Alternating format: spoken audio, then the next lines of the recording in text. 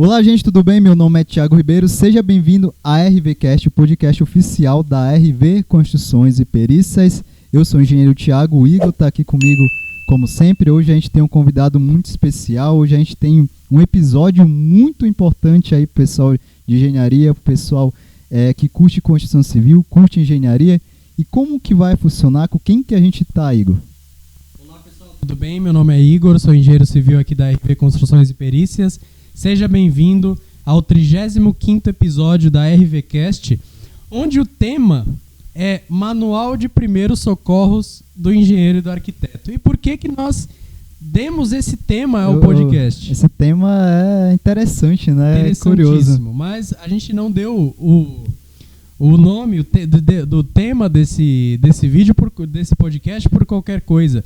Porque nós estamos aqui com a ilustre participação do engenheiro Jarbas Prado de Francisque Júnior. O engenheiro Jarbas, como nós vamos citar aqui, é uma honra imensa tê-lo aqui conosco, coautor do livro Manual de Primeiros Socorros do Engenheiro e do Arquiteto e autor de diversos outros que daqui a pouco ele vai falar.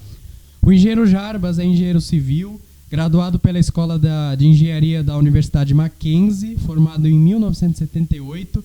É administrador também, graduado pela mesma Escola de Administração da Universidade Mackenzie, em 1993, possui mestrado em Administração de Empresas, MBA em Administração de Engenheiros pelo Instituto Mauá de Tecnologia, em 2004, trabalhou no setor privado como engenheiro civil, foi engenheiro concursado da Prefeitura de São Paulo, trabalhou na supervisão, coordenação e orientação de projetos executivos em obras, e hoje é aposentado, e, enfim, é um resumo do resumo, né, senhor Jarbas? Muito obrigado. Olha o currículo do... Pode ficar à vontade. Sem dúvida. Eu agradeço a presença dos dois ilustres colegas. Espero que nós tenhamos um papo aqui muito bom, muito agradável para todos.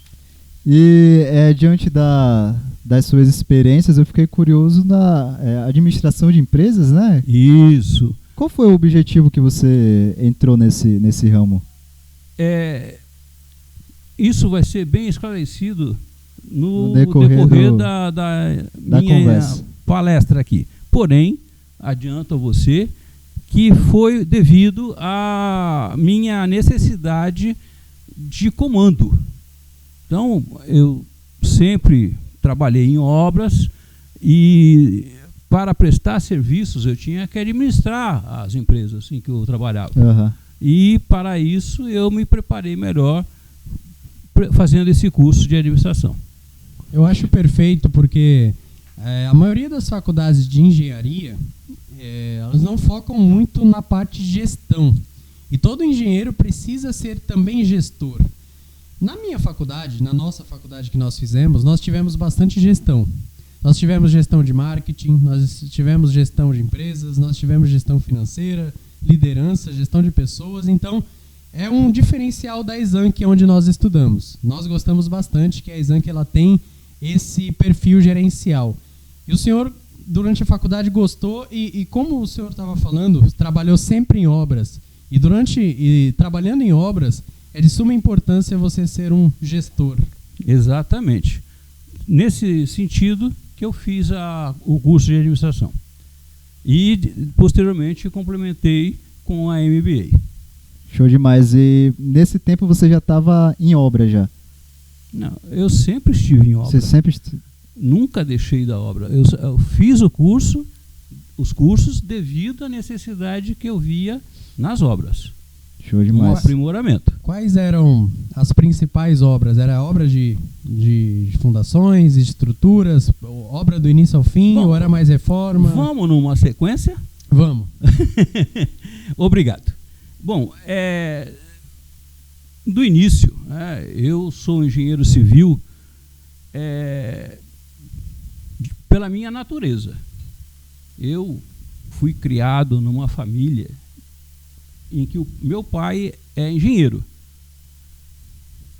Na minha família, nós temos ainda uma irmã engenheira, uma irmã arquiteta e tem um irmão que trabalha com administração na área de engenharia. Então, a nossa vivência com a engenharia sempre foi muito grande. Quando eu era criança, meu pai eu ficava em férias, eu ia para as obras com meu pai. Então, uns 7 anos, eu já estava na estrada. Já foi se apaixonando? Já fui me apaixonando, pegando o jeito. Minhas brincadeiras de criança era construir estrada. Em vez de brincar de carrinho, construir a estrada para o carrinho. Para o carrinho, exatamente, tá bom? Então, desde esse tempo eu já trabalhava. Meu pai, toda a vida trabalhando com estradas também. E eu fui nesse caminho. Não tinha outra possibilidade para mim. Era o que eu vivia, que eu sabia, conhecia. Então, na escola, também. Gostava. Na escola, os colegas meus ficavam bem impressionados com o meu conhecimento sobre as obras. Aos 7 anos de idade já sabia como fazer estrada, já sabia mais de topografia que a metade da sala. Eu tenho uma passagem, deu com 7 anos. Meu pai estava já fazendo a capa de uma estrada. Naquela época, para fazer a capa da estrada, era por meio de penetração invertida. Não sei se vocês sabem o que é, mas é uma superposição de camadas de pedra e asfalto, para poder haver o pavimento. Naquela época, não havia equipamentos que distribuíssem a pedra uniformemente com a mesma altura. Tudo era feito manualmente. E vinha um caminhão basculante, despejava aquela camada de pedra que ia ser esparramada pelos homens, e alguém ficava no nível dos olhos, olhando onde faltava a pedra para poder os homens esparramarem a camada, deixarem a camada uniforme. Então, naquela época, eu já fazia esse papel. Com 7 anos, eu já abaixava e ficava. Para as pessoas jogarem a pedrinha, você ficava com um montinho de pedra na mão e ficava jogando onde estava desnivelado. Aí os homens iam lá e completavam aquele lugar onde caiu a pedra para ela ficar uniforme. Bom, é só uma experiência de vida inicial. E daí sempre foi em obra. Bom, e tem mais. Meu pai sempre no comando e eu sempre aprendendo do lado dele como é que se fazia para comandar a turma, as pessoas, os subcomandados dele. Então eu já ia pegando o jeito de como devia proceder, o que eu tinha que ver para poder aprender como fazia. Tá bom? Perfeito. Aí, então, depois eu entrei na faculdade e prestei concurso para ser estagiário. Eu fui estagiário da Prefeitura de São Paulo por todo o tempo, praticamente, que eu trabalhei. Em qual secretaria? Era na Secretaria de Infraestrutura Urbana, naquele tempo. Certo. Tá? Então, eu fiquei ali 3 anos como estagiário na Prefeitura. Depois, eu me formei, fui trabalhar com o meu pai, que tinha uma empresa de pavimentação de estradas, e fiquei com ele 10 anos. Tinha não, ele também era funcionário da empresa. O que o seu trabalho na prefeitura lhe agregou assim profissionalmente? Como estagiário, eu acompanhava as obras, sempre obras, da prefeitura. Eu fazia o acompanhamento do cronograma das obras, do avanço das obras. Era esse o meu trabalho. Acompanhar os engenheiros para anotar, verificar o avanço das obras. Naquela época não havia empresa gerenciadora. O engenheiro fiscal da prefeitura é que tinha que levantar todos os procedimentos para poder ele ter uma noção do que estava acontecendo na obra. Certo. O senhor atuou também na Secretaria de Habitação? Isso. Então, saindo da escola de engenharia, eu fui trabalhar em pavimentação. Trabalhei 10 anos construindo estradas. Depois, eu fui trabalhar numa empresa chamada Bralink, também construindo estradas, no norte do Paraná. E só então eu prestei de novo o concurso aqui na Prefeitura de São Paulo e fui trabalhar como engenheiro da Prefeitura. Então, na verdade, eu só trabalhei em 4 lugares. Era a Prefeitura, a Leão e Leão em Ribeirão Preto, a Bralink e, de novo, a Prefeitura de São Paulo. Só tive esses 4 lugares de emprego. E, dentro da Prefeitura de São Paulo, eu procurei aprender muito, o máximo que eu pudesse. Sempre aprender foi uma prioridade para mim. Então, para isso, eu trabalhei em diversas secretarias da Prefeitura, cada uma com sua especificidade. Então, eu trabalhei na secretaria da SEAB, Secretaria da Habitação da Prefeitura de São Paulo, onde nós construímos em área de favela. Então, as favelas de São Paulo eram urbanizadas com o nosso trabalho. Havia arquitetos e engenheiros, ambos nos juntarmos para elaborar os projetos e construir as melhorias, as benfeitorias, melhorar a vida das favelas. Depois eu fui trabalhar na Secretaria da Saúde. Na Secretaria da Saúde nós construímos hospitais, UBS, fazia a manutenção desses prédios. Então, cada um desses lugares tem um público. Cada um desses lugares era uma necessidade diferente. E eu fui aprendendo. Aí eu fui também para a subprefeitura do Jabaquara, trabalhei na Secretaria de Cultura. Na Secretaria de Cultura da capital, eu montei uma palavra, uma frase que me marcou muito. Os livros não reclamam.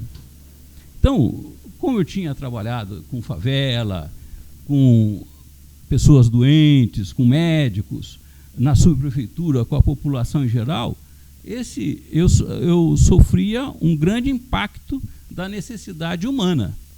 Quando fui trabalhar na cultura, não tinha necessidade humana. A necessidade era dos livros, das bibliotecas, das unidades em que a cultura se expressava. Fui também, depois trabalhei com assistência social. Era outro público, já era humano, aí a necessidade era imensa. Aí era... Porque a gente trabalhava... Mas aí você fazia exatamente o quê? Trabalhava com obra? Com obra. E manutenção. Assim, eles meio que colocavam o senhor em várias áreas, assim? Como é que funcionava? Tudo na prefeitura funciona em cima de uma licitação. Ah, tá. Então, eram feitas licitações em que eu era o responsável por inserir as necessidades de cada unidade.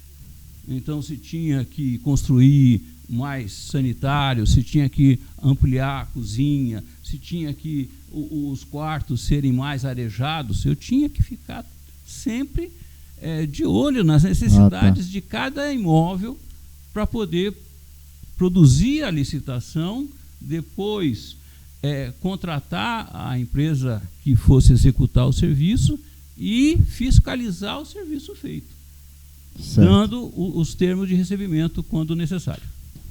Entendeu? Sim, sim. Agora, depois eu trabalhei também na Secretaria da Educação, construindo escolas, e fui também para o Verde e Meio Ambiente, onde eu cuidava de parques e jardins. Lá era mais suave, não tinha tanta premência com a necessidade de problemas humanos. Teve alguma área que você não foi da prefeitura?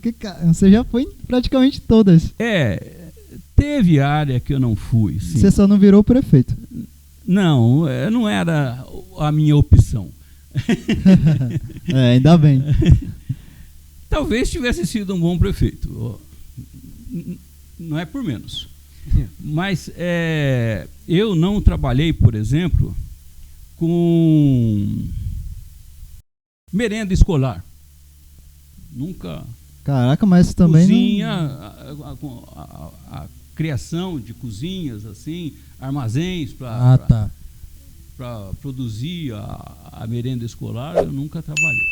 Mas também, né? Essa não deu tempo. Bem específico também, né? Essa não deu tempo. Não deu tempo. Fora isso, eu mexia com tudo. É legal que você vai ganhando experiências em diversas áreas, sabendo o que compromete e como resolver os problemas. Então, o apoio que eu oferecia na licitação era, por exemplo, elaborar o memorial descritivo das obras, o que tinha que ser feito, mandar elaborar os projetos, cobrar uma posição mais adequada do projetista em relação às necessidades que eu sabia que existiam para a população. Então, e o comando, né, esse comando, tanto como funcionário, como gestor das obras da prefeitura, eu sempre procurava utilizar o mesmo sistema de vida meu. Então, eu sempre procurava ritmo, eu sempre procurava disciplina, que todos tivessem uma sequência adequada do trabalho e que todos tivessem conhecimento do que estavam fazendo. Essa é uma recomendação que eu admito ser de suma importância para todos os que vão ser gestor de alguma obra. Ritmo, disciplina, conhecimento. E conhecimento, exatamente. Então, dentre toda essa sua vasta experiência que o senhor teve em várias áreas de conhecimento, várias áreas de atuação, qual foi a área que o senhor mais se interessou? Porque, é claro, a gente acaba se apaixonando pela engenharia e acaba gostando de várias coisas, mas eu sei que tem uma ali que chama mais a nossa atenção, né? E qual foi? Na verdade, para mim, o que eu gostava de fazer era estradas. Foi o meu início de conhecimento da engenharia e realmente era o que eu mais apreciava fazer. Tá bom? Agora, mas eu não descarto, por exemplo, estar no comando, para mim sempre foi muito fácil. Para mim foi muito bom. Eu nunca tive dificuldade de estar no comando do sistema. Então, na área da habitação, eu tinha muito desse trabalho de comando. Porque eu tinha uma equipe de engenheiros e arquitetos que me auxiliavam nas ações que eu tinha que tomar como coordenador das obras da prefeitura. Perfeito. Então, cada momento tem a sua singularidade. Eu sei que a gente vai falar dele daqui a pouco, mas o senhor só dá uma licença, porque a área de estradas, ela está intimamente ligada à topografia. Sem dúvida. E este seu livro aqui, ABC da Topografia, um dos livros mais utilizados aí nas universidades brasileiras e até fora do país também. É muito bom esse livro, recomendo a leitura para todos que estão ouvindo. ABC da Topografia, com Manuel Botelho, com o senhor e com o engenheiro Lírio. Exato. Então era só para fazer um parênteses assim, eu sei que a gente vai falar dele um pouquinho mais daqui a pouco. Tá bem. Bem, então, como orientação geral para os arquitetos, engenheiros que estejam nos ouvindo,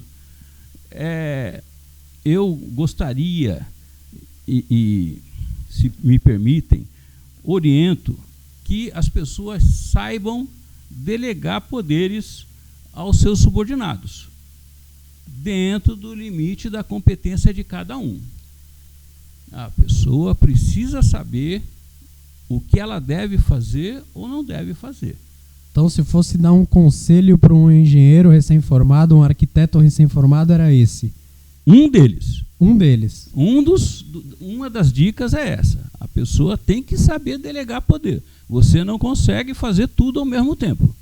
Você tem que ter a ajuda de outras pessoas dentro da sua profissão para poder prosseguir e crescer.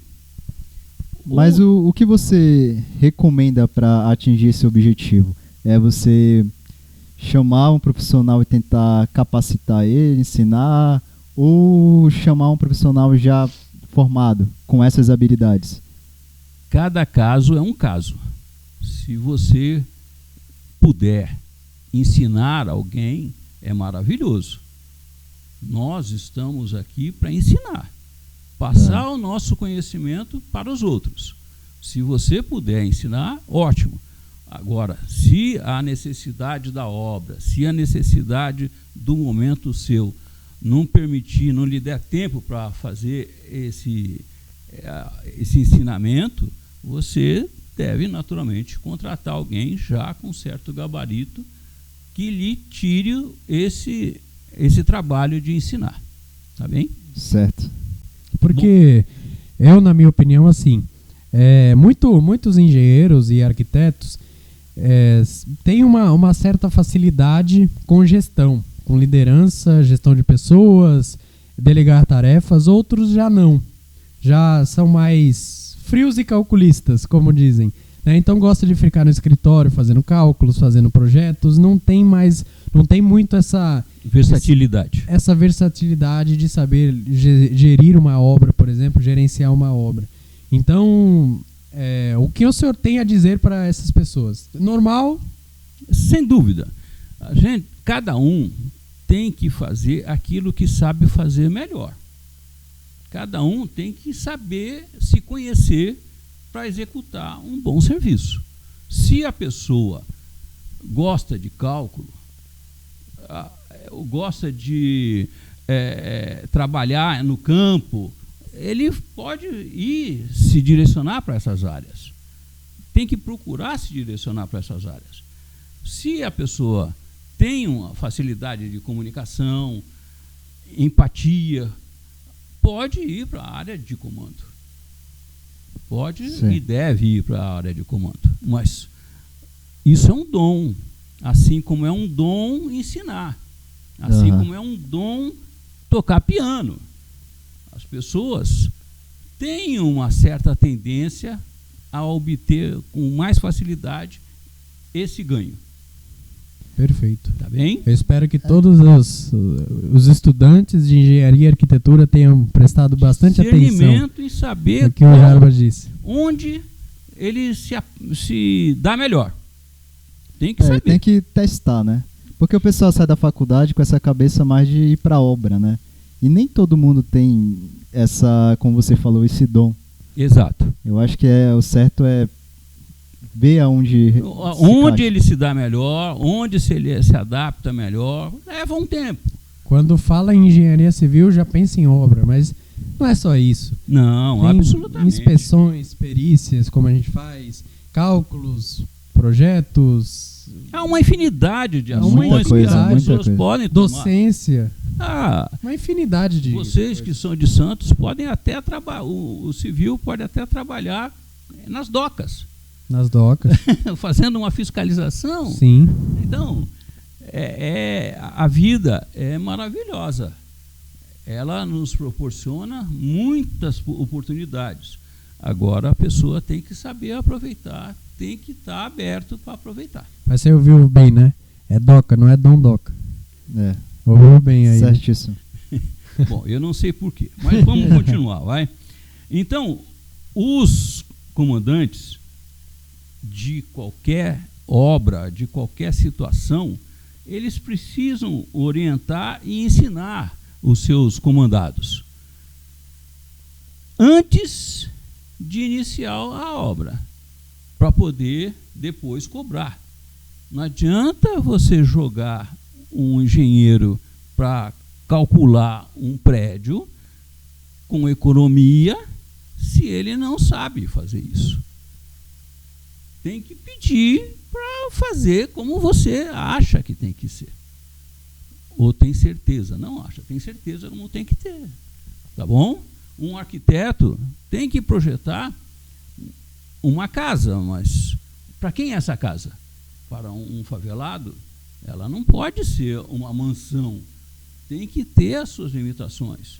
Então, tudo isso as pessoas têm que orientar. Quem está no comando tem que saber orientar. Perfeito. Senão, não vai dar certo. Certíssimo. Outro item também que eu considero muito importante é saber agradecer. Agradecer a todos os que estão ao seu lado. Sempre. Agradecer e sempre parabenizar. Obrigado, engenheiro Jarbas, por aceitar nosso convite e parabéns pela toda a experiência. Isso espero que seja para vocês um exemplo, porque a vida humana exige isso. Todos nós ficamos satisfeitos se nós temos o trabalho reconhecido. Às vezes não é nem reconhecimento que muita gente acha de dinheiro, né? Um salário maior. É só você falar para alguém, cara, parabéns aí e tal. Justamente, você tem que, podendo, eleva a pessoa que está do seu lado e eleva essa pessoa junto à direção da empresa, se for o caso, para que ela possa receber os benefícios desse trabalho que ela executou, bem feito, com remuneração. Eu não lembro em qual livro que eu li, mas dizia que se você pensa que é um líder, que quer subir sozinho e não leva pessoas junto com você, então você não é um líder. E impactou essa frase. Com certeza, essa é uma verdade insofismável. Você tem isso na sua mente, tenha isso sempre na sua mente. Jamais você vai conseguir crescer sozinho. Você é nada sozinho. Exatamente. Todos nós dependemos uns dos outros para crescer. Perfeito. Tá bom? Outro item que nós podemos também citar seria a pessoa, o comandante, saber conhecer como ele vai realizar o trabalho que lhe foi especificado. Tem que conhecer nos mínimos detalhes. Para poder comandar alguém, você tem que saber o que esse alguém tem que fazer. Senão, você não consegue comandar bem. Então, o conhecimento das obras, antes delas serem realizadas, é essencial. Nós também citamos como imprescindível a pessoa acompanhar o comandante, acompanhar a execução das obras para e passo, diariamente, da manhã à noite, sabendo tudo o que acontece na obra. A pessoa, o comandante, ombreando as obras, ombreando a necessidade dos seus comandados, ele vai estar estimulando a esses comandados que reflitam e ajam de acordo com a presença do comandante. Em relação a, não sei se você fazia isso, ouvir mais os funcionários e tal, ver a opinião deles que está acontecendo ali. Qual é a sua opinião em relação a isso? Você deve ouvir a mão de obra? É importantíssimo você se relacionar bem com seus comandados, não só a mão de obra, se me permite, né? Um arquiteto que esteja projetando, um engenheiro que esteja calculando, se ele falar para vocês, se eles falarem para você que de um determinado tipo de ação é melhor, você tem que ouvir. Você tem que aceitar. Não é só você mandar. Tem que também aceitar as ideias, porque essas pessoas que estão ali são da sua confiança. Se essas pessoas estão ali trabalhando com você, é porque você colocou elas ali. E você sabe da capacidade delas. Certo. Tá bem? Bom, evoluindo nesse raciocínio, nós temos que reconhecer os funcionários que estão se esmerando na execução das obras. E esse reconhecimento, como eu já falei, é uma valorização junto aos colegas dele e junto à direção da empresa. Tá bem? Para isso, você tem que sempre estar conquistando a confiança dos seus funcionários. O que você fazia para atingir esse objetivo? Durante a execução, você falava alguma coisa para reconhecer? Não. Era a visão que você tem da obra e da ação que cada um toma. Dependendo da atitude que os funcionários tomam, você sabe onde ele quer chegar. Não é falando, não. É a atitude. A atitude que cada um tem é imprescindível para que seja um bom funcionário. Não adianta ele só receber ordem sua. Se ele tomar a iniciativa para fazer algo, aí tem alguém interessadíssimo nessa obra. Vamos valorizar essa pessoa. Certo. Aí você falava alguma coisa para ele? Sempre. Não só falava para ele, como para os pares dele. Ah, sim. Legal. Entendeu? Tem que mostrar, incentivar os outros para que ajam como ele. É um modelo. É uma pessoa que a gente pode acompanhar. E quando você via um funcionário que não trabalhava direito, enrolava muito, como você agia nesses momentos? Essas pessoas eram, por assim dizer, ignoradas. Eram alijadas do grupo. Se não estivesse de acordo com a minha filosofia de trabalho, está fora. Se não se dedicar, está fora. Está fora. Simplesmente. Não tinha nem uma conversa. Não, naturalmente que tinha uma explicação. Sempre a gente explica tudo. A nossa função é conhecer e transmitir o que a gente sabe. Certo. Explicar com honestidade, com conhecimento de causa, o que você está fazendo. Tá bom? Certíssimo. É ética, profissionalismo no trabalho. Certo. Tá bom? Mesmo porque você tem que saber reconhecer também as limitações de cada funcionário. Você tem que saber até onde esse funcionário tem competência, tem energia, tem conhecimento para chegar. Isso é muito importante. Não adianta você pedir para o funcionário construir um foguete para a Lua se ele não tem essa competência. Tá bom? Você tem que saber, esse não, esse sim, esse não. E, naturalmente, com os anos, você forma até uma equipe. Era o que acontecia isso comigo na prefeitura. Para onde eu ia, eu levava os engenheiros e arquitetos, quando eu podia, naturalmente, quando eu tinha essa liberdade, para trabalharem comigo, que eram os meus parceiros. Eu olhava, eles já sabiam o que eu queria. Isso é importante, né? Porque o serviço até anda mais rápido, se flui, você já está... Flui, avança com naturalidade. Sim, está entrosado ali, já... Então, claro que essa informação não cabe só para engenheiros velhos, assim como eu. Cabe para engenheiros novos também. Se vocês que não têm uma equipe de engenheiros, mas têm uma equipe de mestres, mas têm uma equipe de pedreiros, que vocês sabem, ou têm uma ideia do que cada um faz, tudo bem. Agora, se não tem, tome cuidado para não mandar fazer o que a pessoa não é capaz. Perfeito. Tá bom? Bom, Jarbas, eu adoro um livro de sua autoria, que é o Manual de Primeiros Socorros do Engenheiro do Arquiteto, né? Porém, a gente sabe que o senhor é coautor do livro no volume 2. Né? O volume 1, está só o Manuel Botelho. Inclusive nós gravamos com ele recentemente, o penúltimo podcast.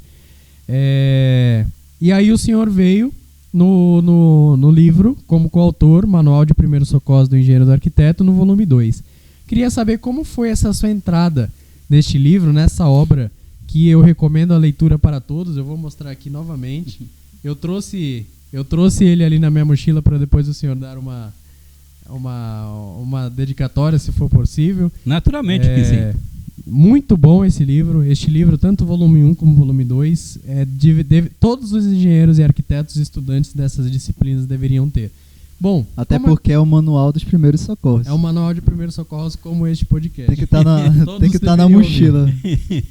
Como foi a sua entrada nesta obra, que não é obra do que já vemos falando? Não é obra de engenharia, é obra educacional. Isso. Bom, é obra que faz obra, né? É obra que faz obra, orienta como fazer a obra. Exatamente. Respondendo a sua questão, eu vou fazer um pequeno histórico, né? Eu conheci o professor Manuel Botelho no século passado. Ele estava escrevendo Você fala século passado, é ironia ou foi século passado mesmo? Não, na década de 90 do século passado. É que a gente usa esse termo, né, século passado, para dizer que está muito longe, mas de fato foi século passado. Nós nascemos no século passado. Bom, então, eu e o Botelho, nós temos um amigo em comum, e o Botelho estava escrevendo um livro com esse amigo comum. Me relacionava muito com esse amigo comum, e esse amigo comum me pediu. Quem é esse amigo comum? Geraldo de Andrade Ribeiro Júnior. Eles fizeram o livro Manual de Hidráulica. Eu tenho ele aí, depois, se você quiser ver, eu te mostro. Esse livro, o Geraldo e o Botelho estavam escrevendo e estavam com uma certa dificuldade em adaptar o texto, um do outro, outro do um, e eu colaborei em alguns trechos desse livro para ajustá-los. E foi nessa época que eu conheci o Botelho. E no transcorrer desse período para cá, a gente se encontrava algumas vezes na prefeitura ou até em outros lugares, mas sempre nos relacionando muito bem. Ele já me conhecia e eu já o conhecia. Quando eu me aposentei da prefeitura, o Botelho me convidou para escrever esse livro, volume 2, com ele.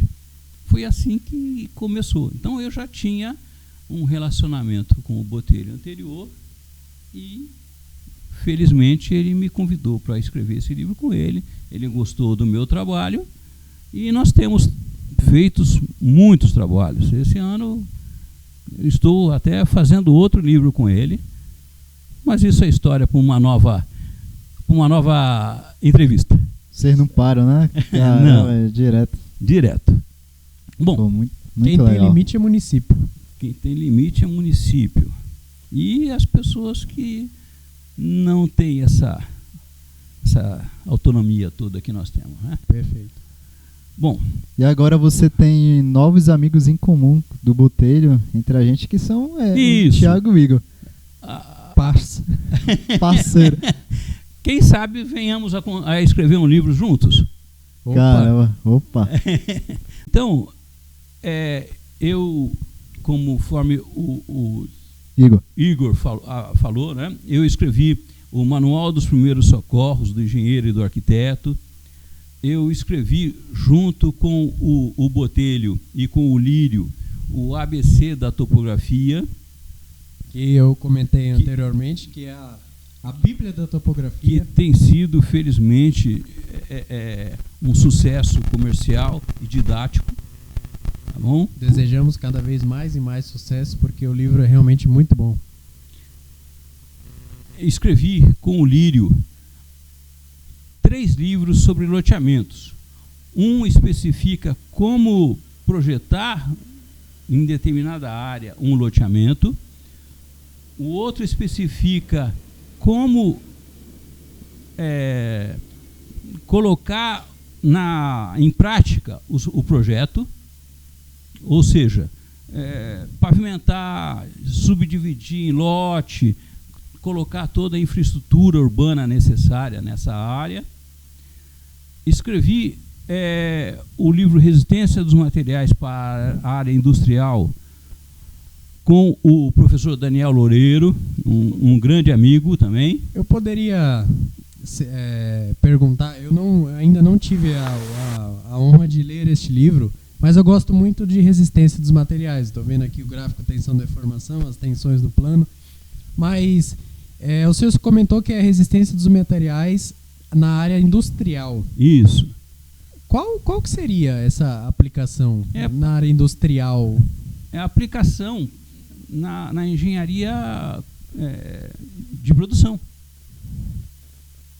Então, a gente vai resistência dos materiais para a engenharia de produção. Então, nós vamos lidar mais com resistência de materiais envolvendo peças. Isso, justamente. Soldas. Exato. Né? Mais ou menos nessa linha de ação. Entendi.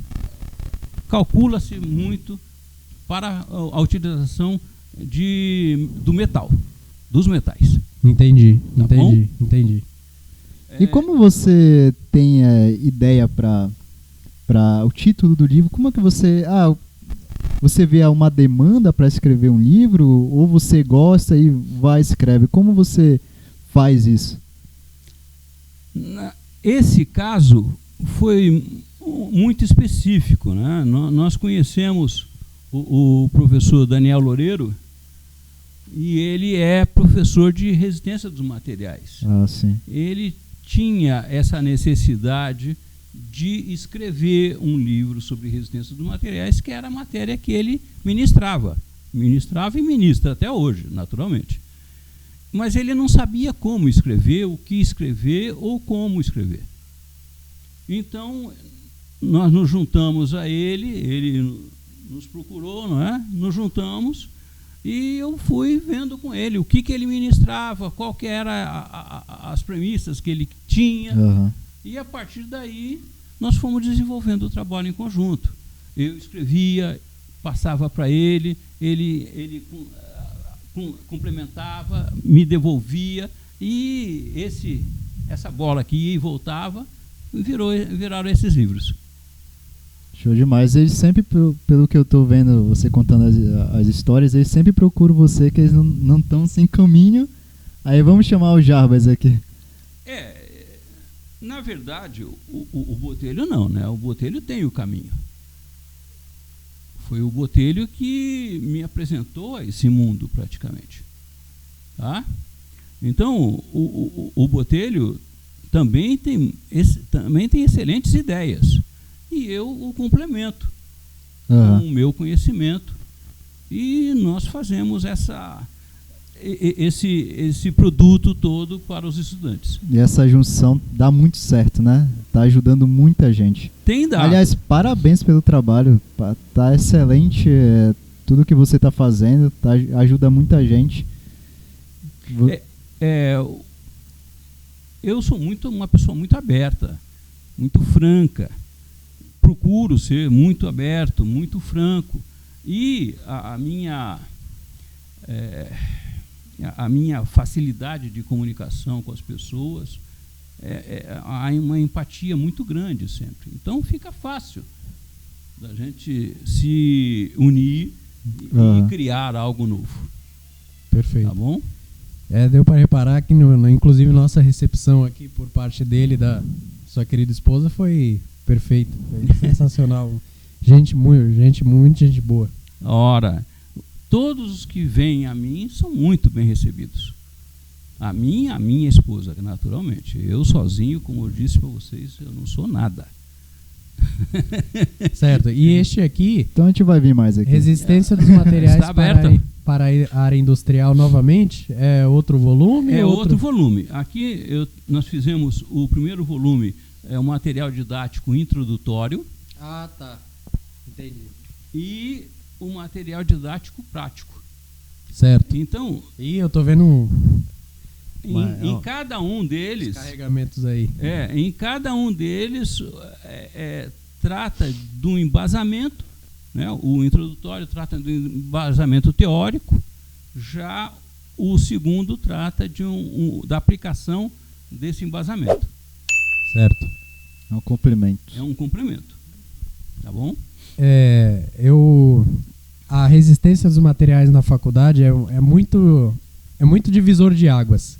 A gente que entra na faculdade de engenharia, chega na matéria de resistência dos materiais, conheço muitos que desistem, que é o divisor de águas da engenharia. Passou pela resistência dos materiais, você se forma. Bom, não acredito que haja esse divisor de águas tão profundo assim como você fala, mas realmente é uma matéria muito difícil. A pessoa precisa se dedicar a conhecer profundamente para poder saber alguma coisinha. Sim. Se não se dedicar, não estudar, não fizer os exercícios devidos, não consegue aprender, não consegue entender como funciona. Tá bom? Certo.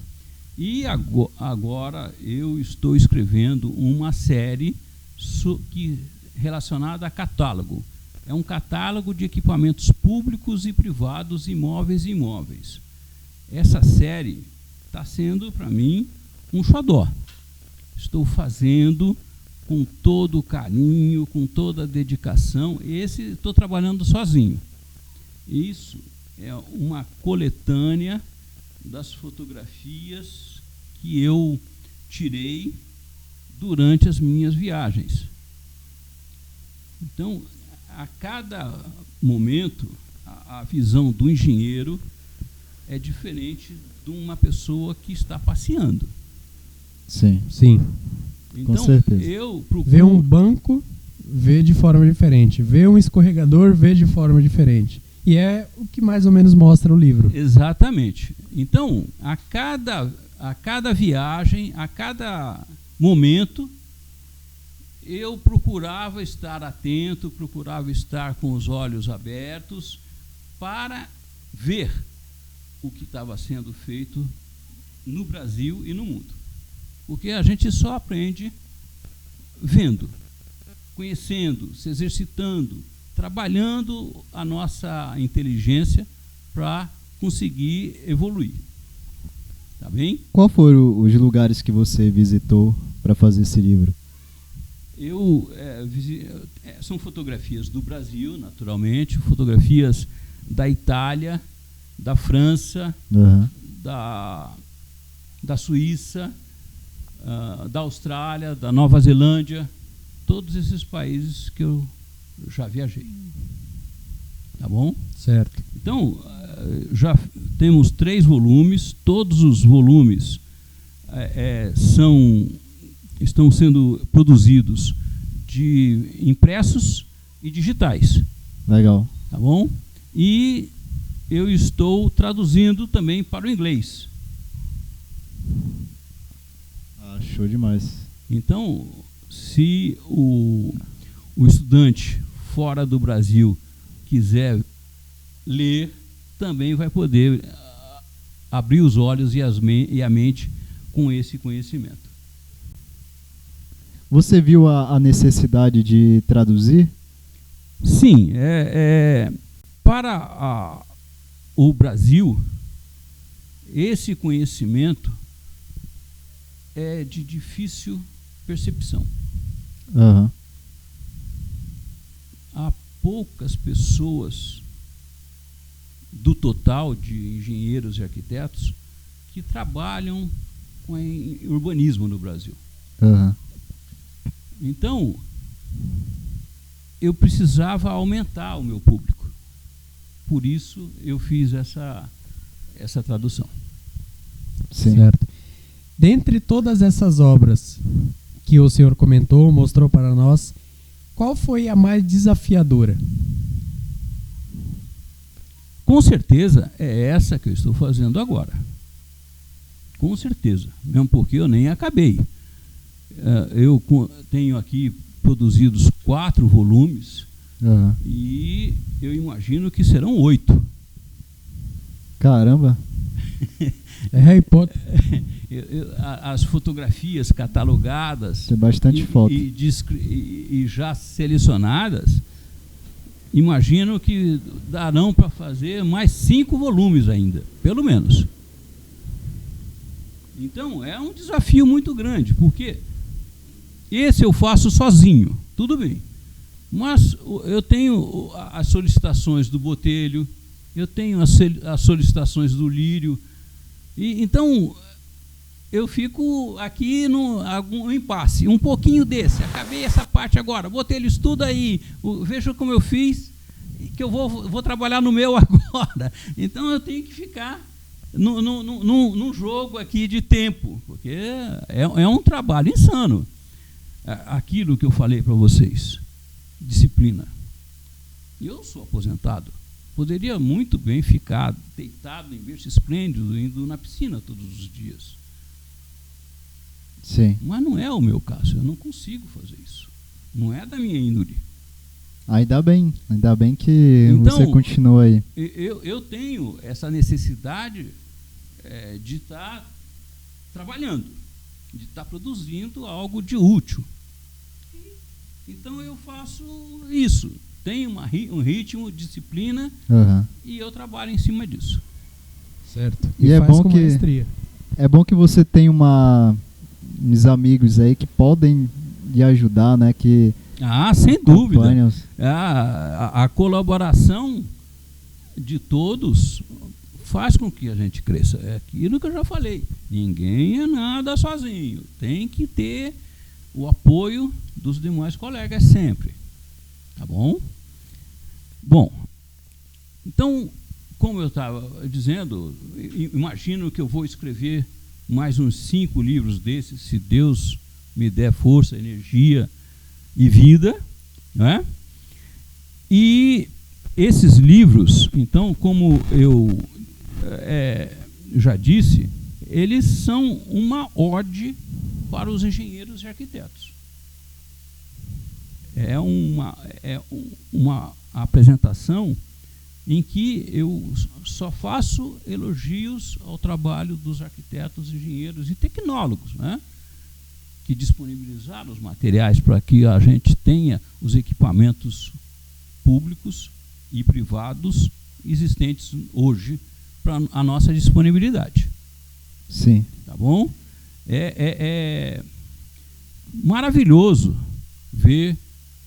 poder ver como a engenharia, a arquitetura crescem, nos ajudam, favorecem a nossa vida.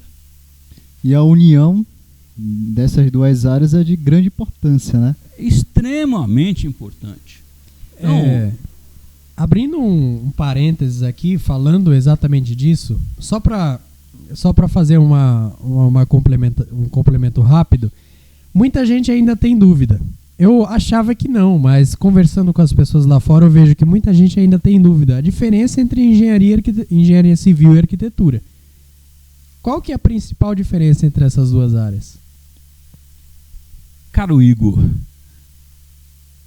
a arquitetura pensa. A engenharia constrói. O arquiteto pensa. Viaja, tem os seus devaneios, mas ele produz uma criação, um projeto, muitas vezes com muita competência, uma visão esclarecedora da necessidade. Sim. E o engenheiro faz com que aquilo que o arquiteto projetou fique de pé e tenha uma base sustentável. Perfeito. E você já viu muita discussão durante sua carreira aí, que a gente vê muito isso, em relação a engenheiro e arquiteto, essa discussão, o que você entende sobre isso? Que existe uma certa rivalidade, não em todos, né? Obviamente a gente está aqui trabalha com arquitetos e tal, a gente não tem nada contra e tal, mas existe isso, a gente sabe que existe. O que você pode falar em relação a isso? Foi desenvolvido, né, ao longo do tempo um certo antagonismo criaram isso entre engenheiro civil e arquiteto. Não sei por quê. Qual a sua opinião sobre isso? Por que o senhor acha que isso aconteceu? Eu não vejo como antagonismo. Eu vejo como complementação de serviço. Eu também não vejo como antagonismo, mas então, eu tenho acabou criando uma rivalidade. Colegas arquitetos que me acompanharam na minha vida profissional. E deles eu sempre dependi. E eles dependiam de mim. Há uma interconexão de trabalho.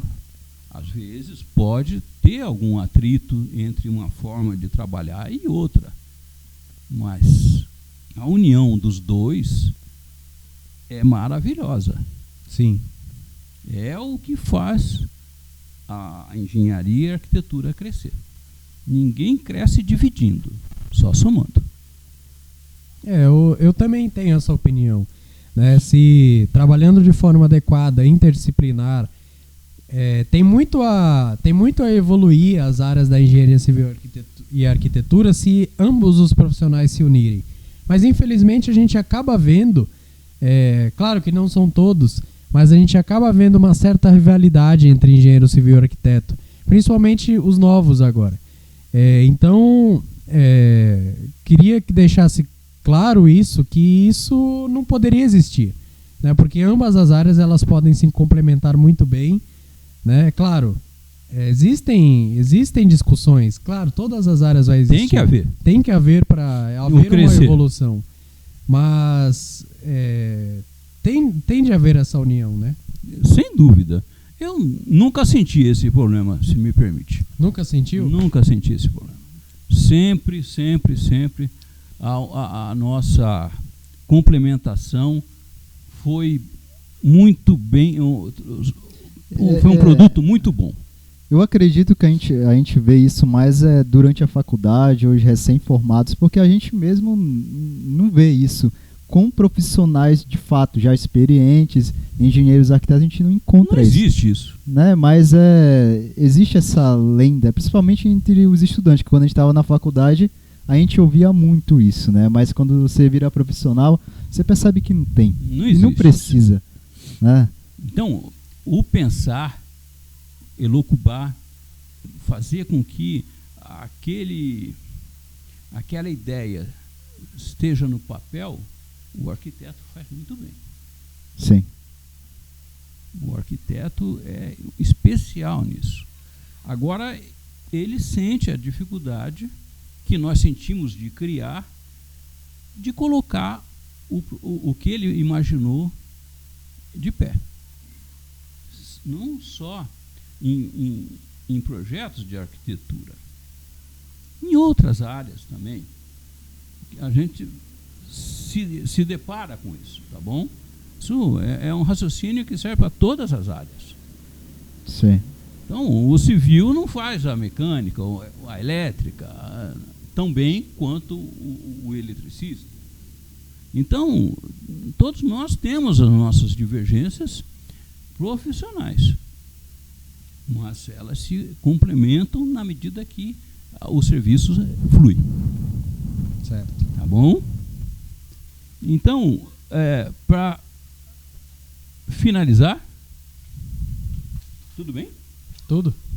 Eu queria indicar aos colegas Igor e Tiago que, se possível, convidem o engenheiro Lírio para uma entrevista nas bases que nós fizemos hoje, que eu tenho certeza que ele será um exemplo muito grande, muito bom, de enorme competência para o trabalho de vocês. Com certeza. Tá bom?